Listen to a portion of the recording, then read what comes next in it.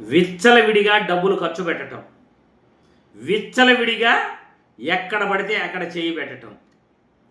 ప్రజాధనం కదా, మనం ఎంతైనా ఖర్చు పెట్టచ్చు, అది మన సొమ్ము కాదు కదా అనుకునే భావన పాలకులలో ఉంటే దాన్నే అవినీతి అంటారు, దాన్నే దోపిడీ అని అంటారు.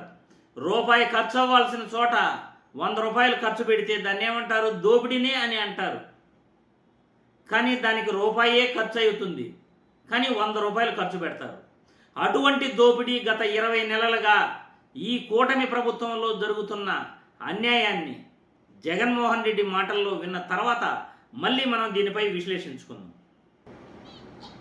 ఎక్కడ చూసినా కూడా విచ్చలవిడి అవినీతి కనిపిస్తుంది. కేవలం సచివాలయము, హైకోర్టు, అసెంబ్లీ వీటి డిజైన్ల కోసమే ఈయన ఎంత ఖర్చు పెట్టాడో తెలుసా? 401 కోటి డిజైన్ల కోసం, బొమ్మలేసిందని. కొండవీటి వాగు నుంచి వారధి వరకు ఫ్లైఓవర్ కోసమే కిలోమీటర్ కు 170 కోట్లు పెట్టాడు. అదే మా హయాంలో బెంచ్ సర్కిల్ లో మీ కళ్ళ ముందునే ఫ్లైఓవర్ కనిపిస్తుంది, కిలోమీటర్ 35 కోట్లు. నాకైంది ఖర్చు. అందరూ విజయవాడలో సిటీలో నుంచి పోతాడు, రెండో ఫ్లైఓవర్ కనిపిస్తుంది, మన హయాంలోనే కట్టాం పూర్తిగా. 35 కోట్లు కిలోమీటర్కి అయితే ఇది 170 కోట్లు. నాకు నిజంగా అనిపిస్తుంది, ఒక్కోసారి అనిపిస్తుంది బంగారంతో ఏమైనా కడతానారా, ఏమన్నా బంగారు బిస్కెట్లు ఏమన్నా లోపల.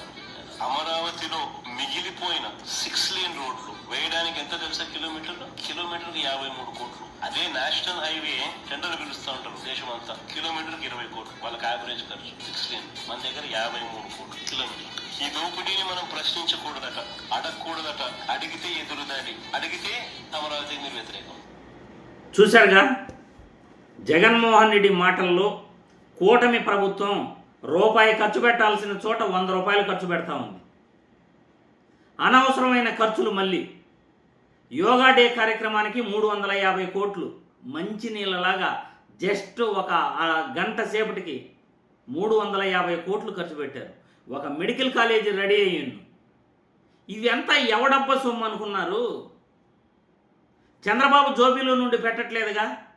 విచ్చలవిడిగా ఈ విధంగా ఎందుకు ఖర్చు పెడుతున్నారు అని కూటమి ప్రభుత్వాన్ని ప్రశ్నిస్తున్నాం, చంద్రబాబు గారిని ప్రశ్నిస్తున్నాం.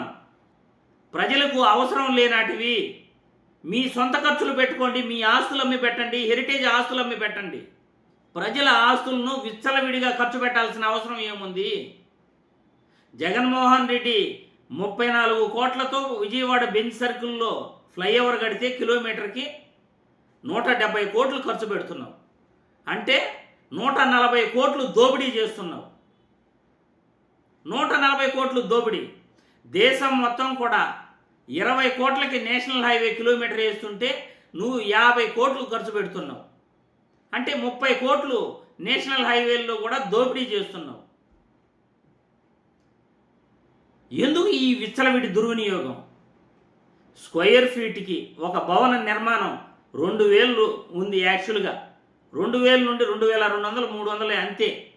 కానీ 12,000 నుండి 14,000 ఖర్చు పెడుతున్నావు అమరావతిలో. అంటే దాదాపు 10,000 ఒక స్క్వేర్ ఫీట్కి దోపిడీ చేస్తున్నావు. ఎవడ సొమ్ము ఇదంతా? దోపిడీ చేస్తూ నేనేదో ఉద్ధరిస్తున్నాను ప్రజలకి అని అంటావు. ఆర్థిక పరిస్థితి బాగాలేదంటావు, మళ్ళీ రాజధాని అంటావు. చేతిలో చిల్లి గవ్వలేదంటావు, మళ్ళీ లక్షల కోట్లు అప్పు తెస్తావు.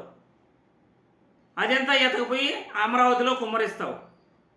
అది కూడా మామూలుగా ఖర్చు పెడతావా అంటే, బయట రాష్ట్రాల్లో ఒక సచివాలయాన్ని 600 కోట్లు కడితే నువ్వు 6,600 కోట్లు కడతావు.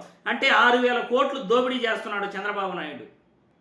విచ్చలవిడిగా దోపిడీ చేస్తూ ఈరోజు అమరావతి రాజధాని పేరు చెప్పి రియల్ ఎస్టేట్ వ్యాపారం చేస్తూ ఈరోజు చంద్రబాబు ఒక వ్యాపారిలాగా మారిపోయినాడు.